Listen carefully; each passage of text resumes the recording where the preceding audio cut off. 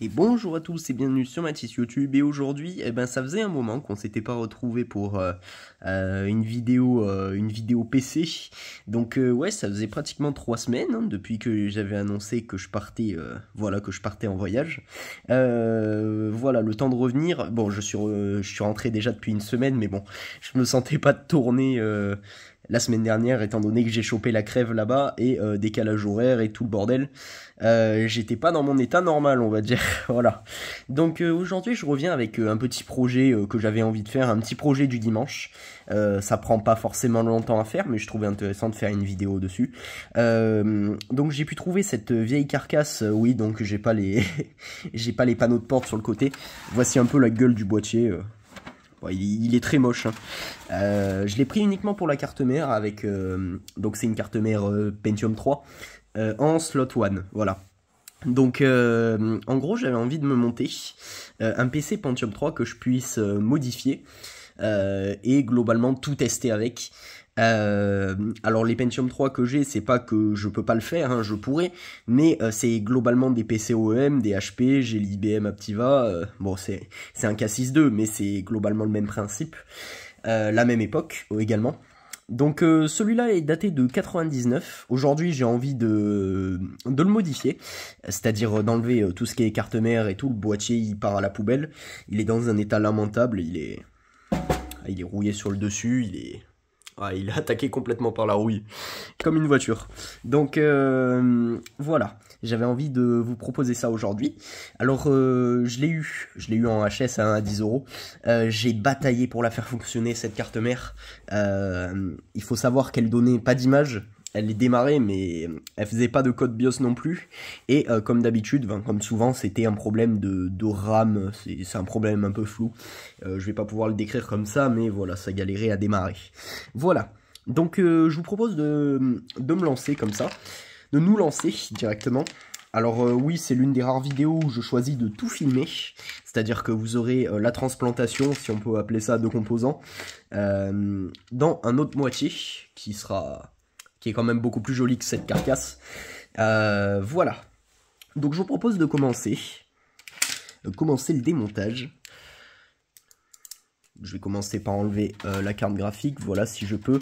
Ça c'est une carte graphique, bon elle n'y était pas à la base, hein, c'est moi qui l'ai rajoutée. Parce que la carte graphique était bien plus grosse, je me souviens plus. C'était une ATI 128, mais elle avait quelque chose de spécial dessus. Une sorte de connecteur pour antenne, je vous mettrai une photo, pourquoi pas. Donc je vais récupérer la carte graphique, hop, voilà, donc ça c'est moi qui l'ai rajouté, hein, c'est une ATI quelque chose, voilà. Bon, elle est très belle, elle fonctionne, mais ça fonctionne toujours, ça c'est truc, c'est génial. Donc je vais récupérer pas mal de vis aussi, je précise que je fais ça hein, pour justement avoir un PC sur lequel je peux tester pas mal de choses, pour justement laisser d'origine mes PC OEM, voilà. Donc moi j'espère que vous allez bien. Ça fait plaisir de se retrouver pour une petite vidéo de ce type. J'en ai jamais trop fait de mémoire. J'avais fait du démontage à une époque. Mais des vidéos construction de PC comme ça, j'en ai jamais trop fait. Voilà. Donc, un lecteur, un magnifique lecteur que j'ai enlevé. Alors, le boîtier il va partir soit en don, il va partir, soit à la poubelle directement.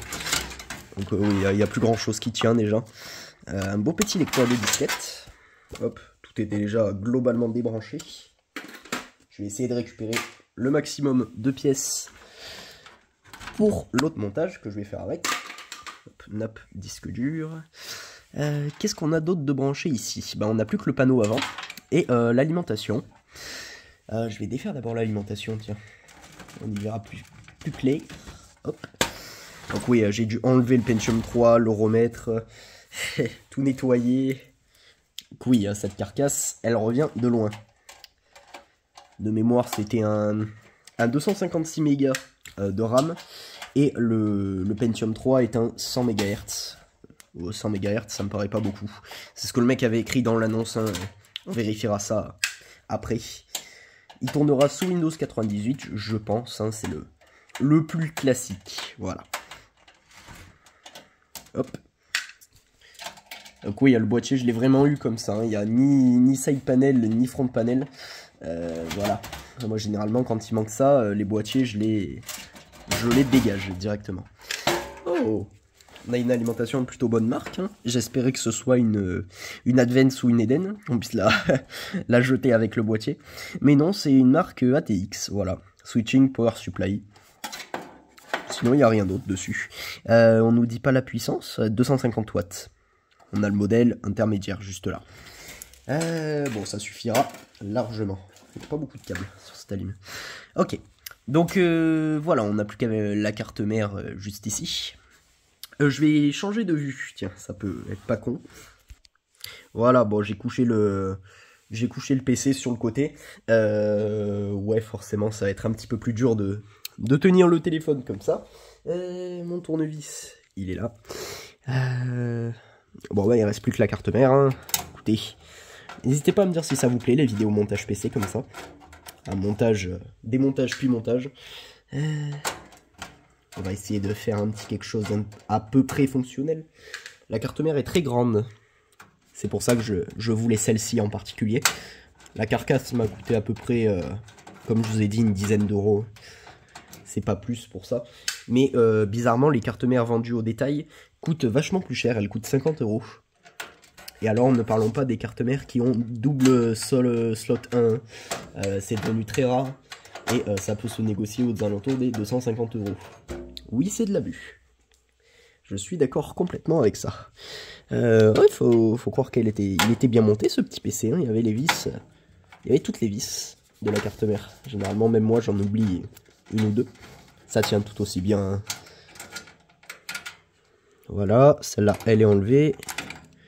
Et logiquement, il m'en reste plus qu'une. Hop, oui, j'aurais pu passer ça en accéléré, mais c'est du direct, hein, voilà. Si ça vous ennuie, n'hésitez pas à avancer la vidéo. C'est du direct montage, voilà.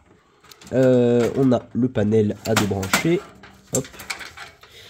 Rapide, simple et efficace. Et là, logiquement, oui, ma petite carte mère. Oh, bah elle est jolie.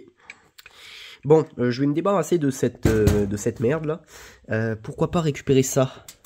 Ça, je sais que je manque. Des petits pions comme ça, bon, je verrai.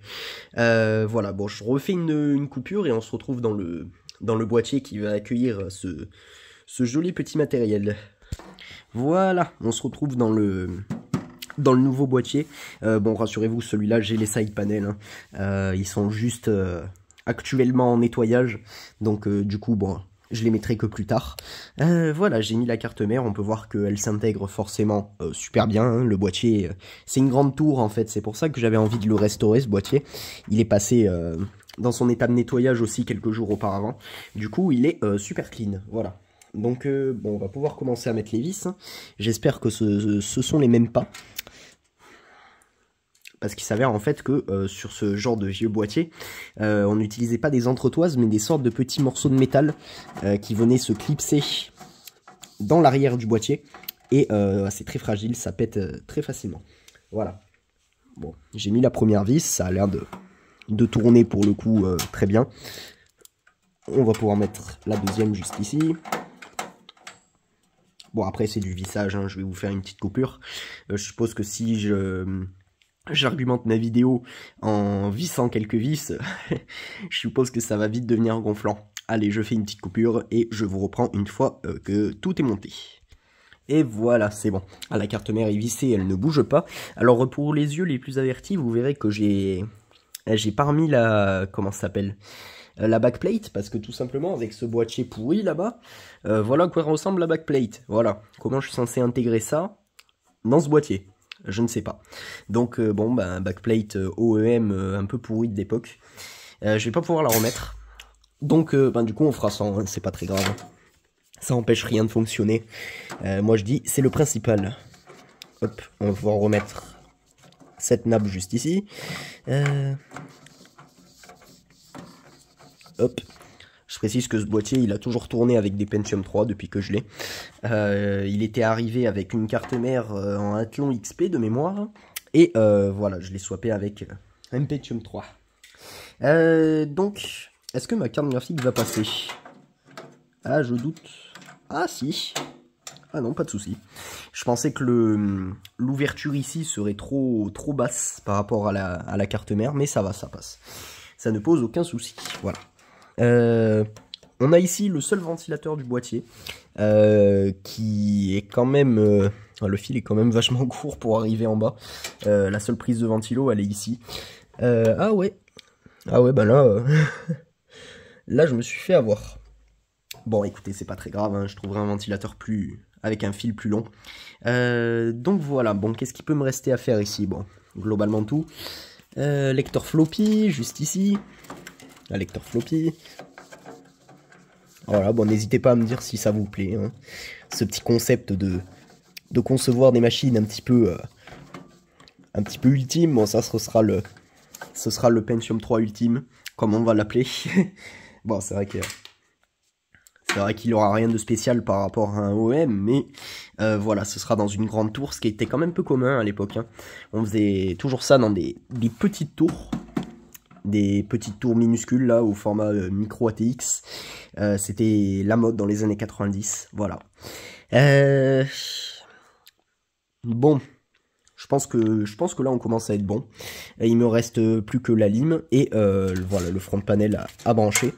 Encore une fois, je vais vous faire une coupure, je sais qu'il y en a beaucoup, mais bon, c'est pour que ma vidéo soit rapide et marrante à regarder. Voilà, j'ai mis la carte graphique, j'ai mis les 2-3 nappes IDE, voilà. J'ai fait le plus intéressant. Maintenant, je vais refaire une coupure, je pense, pour que ce soit quand même propre à regarder et qu'il n'y ait pas que du vissage ou du branchage, voilà. Ou du branchement, plutôt. Je sais pas trop ce que j'ai dit. Voilà. Et voilà, on a les parties qui sont toutes montées. Voilà, j'ai remis l'alimentation. Globalement, c'est exactement la même chose que dans l'autre boîtier, hein. C'est juste que j'ai changé... Bon, j'ai changé de lecteur disquette et les deux lecteurs CD, c'est pas les mêmes non plus, c'était ceux qui étaient incorporés au boîtier de base. Donc on a ici, bon, l'étape la plus chiante, hein, forcément, le branchement du panneau avant, voilà. Donc logiquement, j'ai pris une photo avant de débrancher l'autre panneau avant de l'autre boîtier qui est là-bas. Bon, ça devrait pas être très compliqué, hein, il y en a pas beaucoup, logiquement, des câbles. Après ça, on fera un petit essai, et bon, je me garderai la partie installation de Windows pour moi, voilà. Donc, bah, je pense que je vais encore faire une coupure, hein, parce que bon, sur cette carte mère, je suppose que c'est très mal expliqué. Et encore, non, je suis mauvaise langue, et ça a l'air d'être expliqué, justement. Bon, pour être sûr, je vais le faire avec la photo que j'ai prise, qui se trouve sur mon téléphone, oui, forcément. Donc je sais pas comment je vais me débrouiller. Ah ouais, j'y pense, mais je pense pas que ce soit possible, en fait, de quitter la vidéo et comment ça s'appelle? Et d'y revenir juste après. Ah oui, je pense que ça va me faire perdre tous mes switches. Tous mes rushs, pardon. Bon, on a ici le remote switch, justement. Remote switch, je crois que c'est ce qui se rapporte un petit peu au bouton power. Je n'en ai aucune idée en fait. Donc bon, s'il y a le power ici, on va mettre le reset à côté. Voilà, bon, je sais pas du tout si c'est ça, hein. Au pire, je le ferai en off une fois que la vidéo sera terminée. Je vois d'ailleurs qu'elle a duré... qu'elle commence à durer un petit peu. Donc bon...